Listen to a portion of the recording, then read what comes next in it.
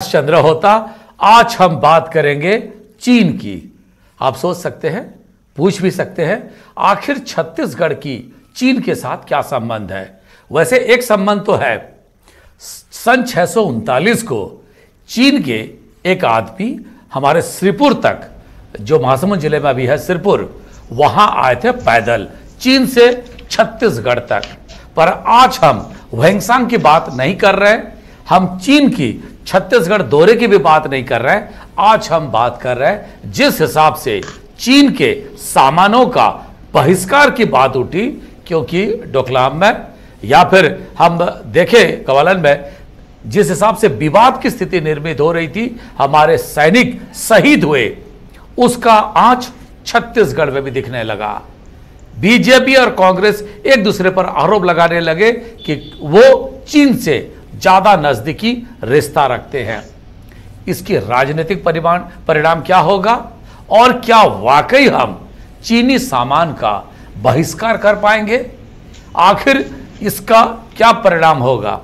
इन सारी बातों को लेकर छत्तीसगढ़ के परिप्रेक्ष्य में आज हम बात करेंगे। हमारे साथ तीन वरिष्ठ मेहमान हैं। हमारे साथ है अजय साहू, कांग्रेस के सत्तारूढ़ कांग्रेस के प्रवक्ता हैं। अमित चिमनानी चार्टर्ड अकाउंटेंट भी हैं, बीजेपी के प्रवक्ता हैं। और साथ रहेंगे अमर परवानी, राष्ट्रीय उपाध्यक्ष है confederation of all India traders के। तीनों मेहमानों का बहुत बहुत स्वागत है। अमर परवानी जी के बारे में एक बात और भी कर दूं, इन्होंने लगातार चीनी सामानों का बहिष्कार करने की बात कह रहे हैं। मैं चर्चा को सीधा शुरुआत कर रहा हूं और अमर परवानी जी से ही जानना चाहूंगा, आखिर चीन से इतनी नफरत क्यों है कि आप चीनी सामान का लगातार विरोध कर रहे हैं? अमर परवानी जी। जी प्रकाश जी, धन्यवाद। एक्चुअली आप देखेंगे कि जो चीन हिंदुस्तान के साथ व्यापार करता है, उससे जो पैसा अर्न करता है, उसको फिर हमारे देश के अगेंस्ट में वो चीजों को उपयोग करते हैं। उस पैसों का वो सबसे, क्योंकि और भी देशों से इंपोर्ट होता है, लेकिन कभी ये स्थिति नहीं उत्पन्न होती कि जर्मनी हिंदुस्तान के अगेंस्ट में किसी टेररिस्ट को या कई जगह पे फंडिंग हो रहा है, या पाकिस्तान को फंडिंग कर रहे हैं, या यूएस फंडिंग कर रहा है, या और कोई कंट्री फंडिंग कर रहा है। ये एक बहुत बड़ा रीजन है कि जो चाइना के विरोध हम लोग लगातार करते आ रहे हैं। और ये सबसे मुख्य एक बात परवानी जी, परवानी जी, एक सवाल मेरे मन में आ रहा था। थिरुपुर भारत का सबसे बड़ा, जहां पे होजियरी का काम होता है, कपड़े का काम होता है, तमिलनाडु में है, वहां कहा गया हर कपड़े में कोई ना कोई ऐसा सामान है जो चीन से आयातित है और जो उसके बगैर हम नहीं कर सकते। क्या हम इतने निर्भरशील हैं? ऑटोमोबाइल सेक्टर में भी यही कहा जाता है कि चीन का सामान ऑटोमोबाइल में भी काफी रहता है। क्या यह सच है? अमर परवानी जी। प्रकाश जी, मैं आपसे 2 मिनट लेता हूं, पूरा एक बगैर रुके। देखिए, हम लोग अभी इसका जो विरोध स्टार्ट किए हैं, अभी जो रिसेंट जो घटनाएं हुई है, इसमें हम लोग अपने हिंदुस्तान, अपने प्रदेश, अपने जिला, अपने तहसील के जो लोकल सामान है, उसको हम लोग ऊपर लेके आना चाहते हैं। इसका हम लोगों ने एक अभियान भी चालू किए, भारतीय सामान हमारा अभिमान। ये हम लोग स्लोगन के साथ हम लोग काम कर रहे हैं। अगर आप पीछे आज से 2001 में जाते हैं तो चाइना से जो टोटल इंपोर्ट होता था लगभग $2 बिलियन का था, जो लगभग पिछले 3 साल पहले तक करीब $76 बिलियन का ये बिजनेस पहुंच गया। लगातार हम लोग के विरोध करने के कारण और जो जन जागरूकता अभियान हम लोग लगातार प्रयास कर रहे हैं, उससे ये $76 बिलियन से $70 बिलियन का आ चुका है। अभी हम लोगों ने इसको टारगेट किए हैं कि आने वाले दिसंबर 2021 तक 1 लाख करोड़ का कम करेंगे। मतलब अभी 5.25 लाख करोड़ का इंपोर्ट होता है, उसको 4.25 लाख करोड़ में लेके आने का लक्ष्य रखें। इसमें हम लोग का एक रिसर्च बोर्ड, हम लोग की एक टीम होती है जो रिसर्च करती है। इसमें 3000 आइटमों का उन्होंने लिस्ट निकाला है, जिसमें उसमें सबसे इंपॉर्टेंट लिस्ट बनाने के पहले हम लोगों ने क्या वर्किंग किए, जो चाइना से इंपोर्ट होता है उसको 4 सेगमेंट में बांट दिए। एक फिनिश गुड्स इंपोर्ट होता है, एक रॉ मटेरियल इंपोर्ट होता है, तीसरा स्पेयर पार्ट्स इंपोर्ट होता है, चाहे वो ऑटोमोबाइल्स का हो, चाहे मोबाइल का हो, चाहे इलेक्ट्रॉनिक का हो, चाहे इलेक्ट्रिकल किसी का भी हो, और चौथा टेक्नोलॉजी होती है। तो हम लोगों ने जो पहला हम लोग जो जन जागरण अभियान चालू किए हैं, इसमें 3000 आइटम है जिसकी हिंदुस्तान में ऑलरेडी इसकी मैन्युफैक्चरिंग है, उसके बाद वहां से सामान इंपोर्ट हो रहा है। तो हम लोगों ने पहला टारगेट उसके ऊपर किए हैं क्या, जिसमें 500 आइटमों की लिस्ट को हम लोगों ने पूरा वायरल भी किए हैं। तो अभी हमारा जो टारगेट है, जैसे टायर है, अभी यहाँ पे हिंदुस्तान में MRF, JK बहुत बड़ी बड़ी कंपनियां हैं जो पूरे वर्ल्ड में एक्सपोर्ट करती है। उसके बाद चाइना से टायर इंपोर्ट हो रहा है। तो ऐसे बहुत, जो आप कपड़े की बात किए या आपने जो होजरी की बात किए, जब मैंने इसमें हम लोग अध्ययन किए, अभी ये स्थिति हो गई है कि कपड़े का रॉ मटेरियल हो, कपड़ा हो, चाहे फिनिश्ड हो, पूरा चाइना से आ रहा है। मतलब इतनी ज्यादा डिपेंडेबिलिटी पिछले 10 साल में किसी ने भी, ठीक है अमर जी एक सेकंड, ठीक है मैं, ठीक है, हाँ ठीक है अमित जी, मेरा एक सवाल है आपसे। बीजेपी अगर कह रही है, इस बात की समर्थन कर रही है कि चीनी सामान का बहिष्कार होना चाहिए, यहीं पे एंट्री नहीं देना चाहिए, तो फिर उसको आयात के लिए हम अनुमति क्यों दे रहे हैं?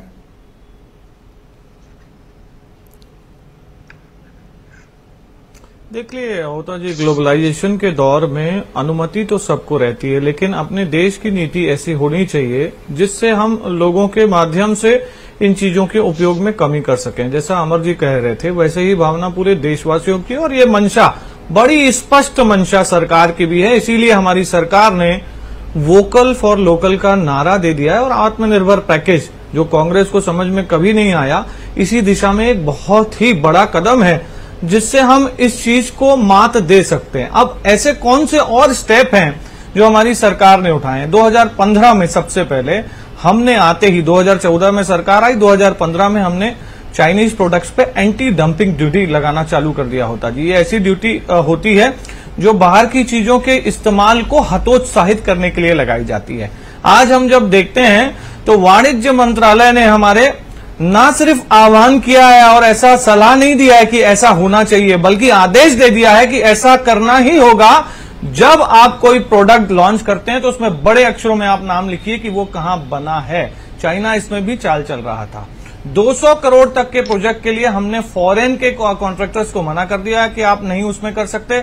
240 करोड़ का रेलवे का प्रोजेक्ट था, वो हमने कैंसिल कर दिया है चाइना से। इस प्रकार के अनेकों चीजें हम 2014 से उठाते आ रहे हैं। इसी का परिणाम है कि जहां भारत में 2 मोबाइल कंपनियां हुई करती थी, आज सैकड़ों कंपनियां मोबाइलों की भारत में ही हैं, और हम आत्मनिर्भरता की तरफ बढ़ रहे हैं। तो हमारी सरकार की मंशा आप है, और उस पर न सिर्फ हम बात कर रहे हैं बल्कि कदम भी उठा रहे हैं।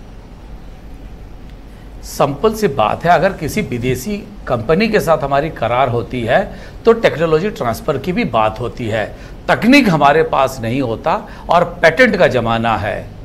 जब रसिया बनने से पहले, मैं दर्शकों को बता दूं, ग्लासनोस्ट और पेरेस्ट्राइका, यानी कि जब उदारीकरण से पहले रसिया में, तब वो USSR था, उस वक्त की स्थिति ये थी, आपको अगर एक टॉर्च लाइट चाहिए तो आप जाइए दुकान में और एक टॉर्च लाइट मांगिए, वो सीधा सामान पैक करके दे देगा। वहां आपके पास विकल्प नहीं रहता था कौन सा सामान लेना है।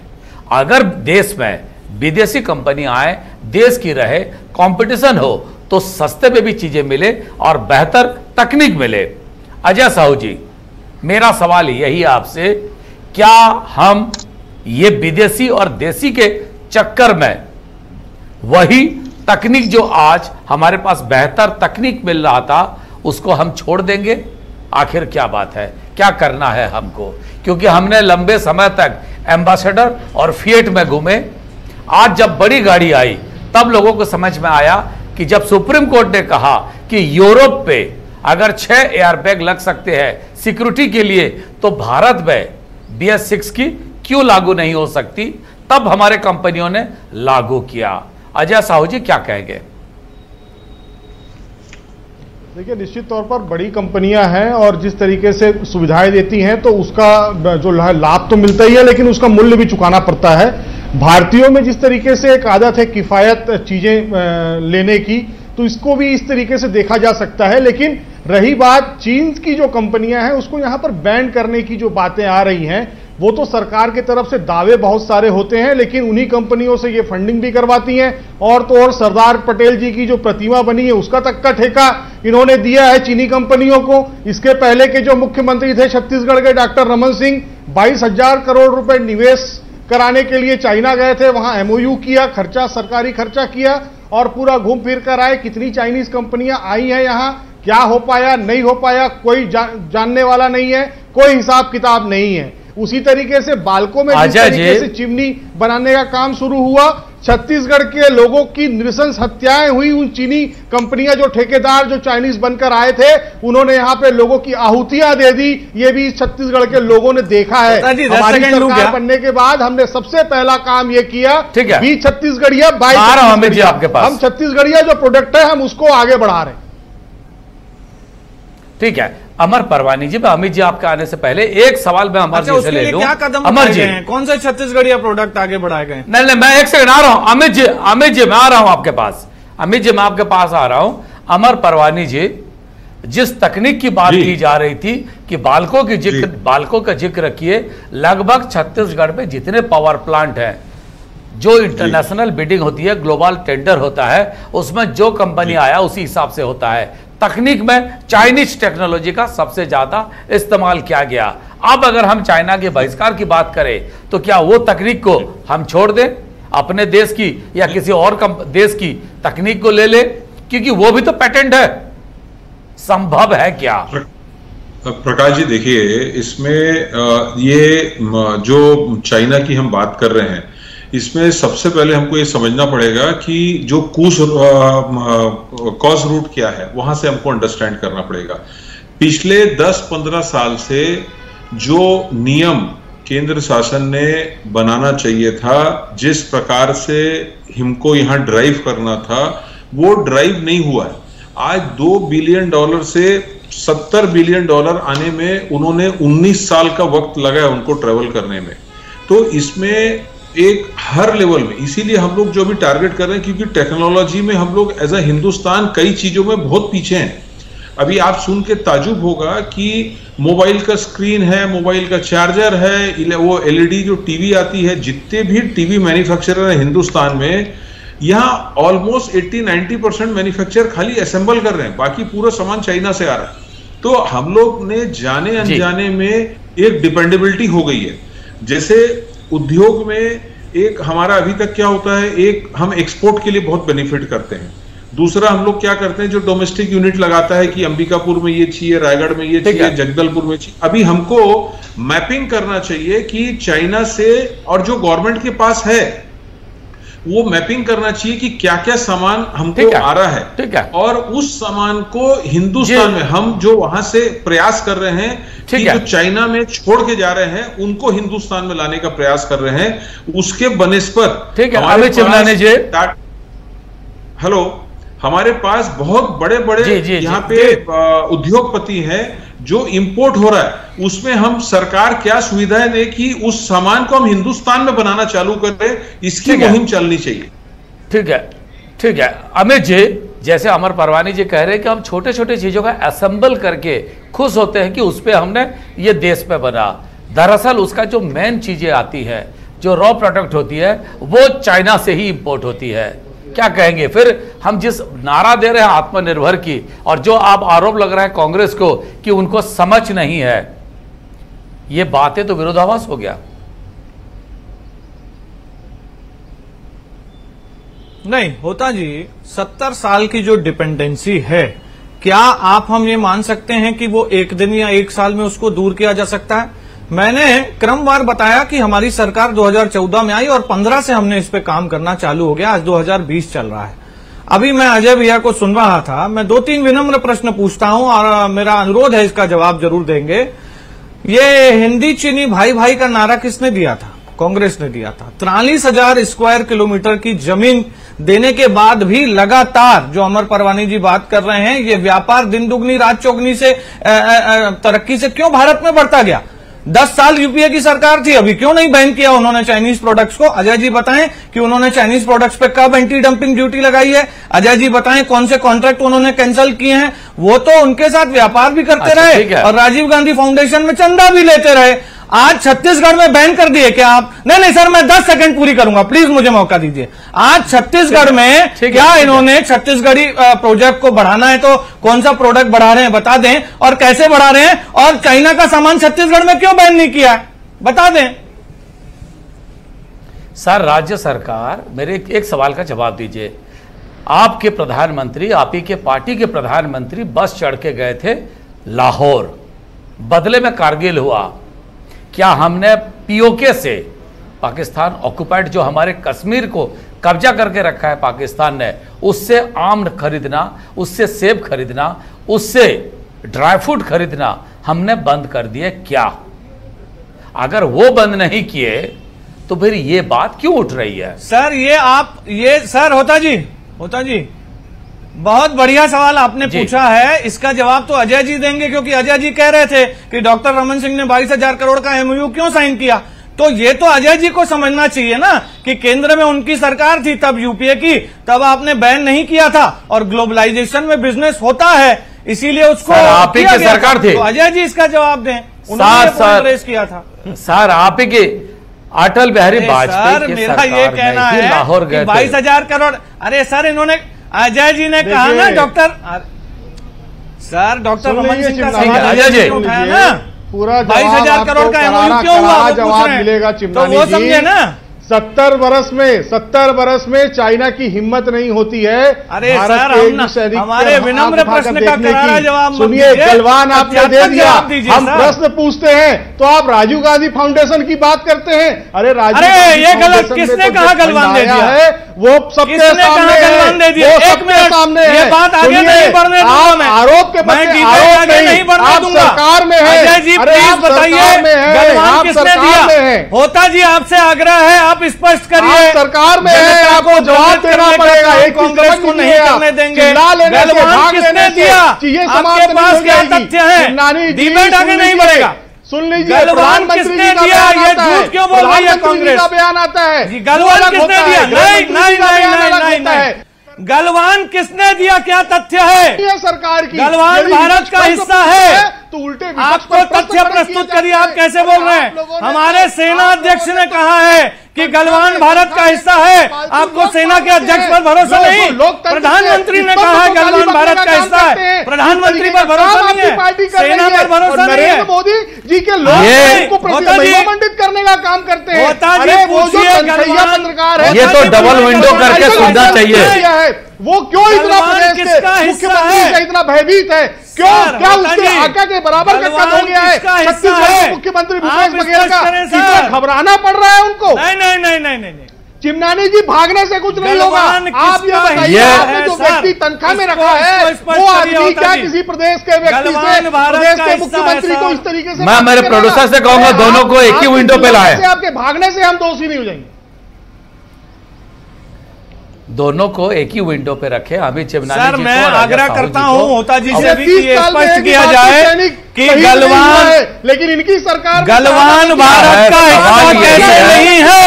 कांग्रेस क्यों झूठ बोल रही है? राजनीति करने का काम ये कांग्रेस क्यों झूठ बोल? नहीं होता जी स्पष्ट करिए, पार्टी की सरकार आपको स्पष्ट करना होगा सर आज कि गलवान में क्या चीन ने अतिक्रमण कर लिया है? क्या आपके चैनल के पास इसका प्रमाण है क्या? अरे सर आप भी स्पष्ट कर दीजिए। अजय जी आपके राष्ट्रीय चैनल पर बैठ करके झूठ बोल रहे हैं, स्पष्ट करें कि सेना अध्यक्ष ने कह दिया हो गया है, सेना अध्यक्ष ने कह दिया है, लज्जा नहीं आती है? सेना अध्यक्ष पर भरोसा होना चाहिए, से झूठ कांग्रेस पार्टी का भरोसा नहीं है, समझना होगा, शर्म आपको आनी चाहिए।